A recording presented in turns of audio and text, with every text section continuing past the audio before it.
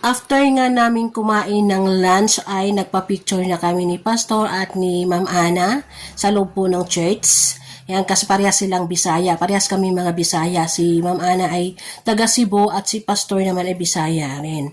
So, yan, alam mo nyo naman mga Bisayan. So, nagpa-picture kami ni Pastor. Sabi niya, picture tayong dalawa. Yan, so salamat po Pastor.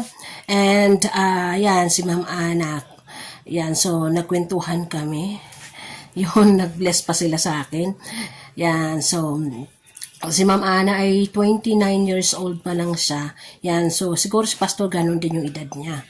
Yan, si Pastor kasi dati na yung dumalaw dyan. Yan, so, dati nang naka-assign yan dyan sa Tayog Seventh-day Adventist Church, kaya nakilala ko na rin siya, dati pa. Yan, so, ngayon, dati wala siyang kasama, ngayon may kasama na siyang girlfriend. Yan, so, yan, nagkwentuhan kami ni Ma'am Ana. Isa siyang missionary, yan, so, naglilingkod siya sa Panginoon. Naglilingkod siya sa mga tao, yan yung kanyang,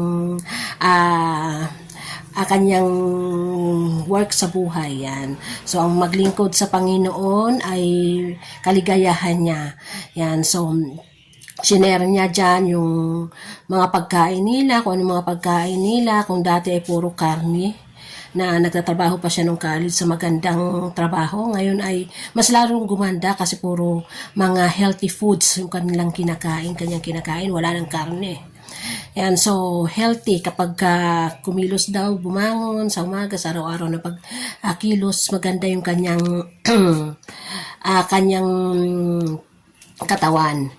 Yan, so kwentuhan kami sa buhay-buhay, yan, sa work niya.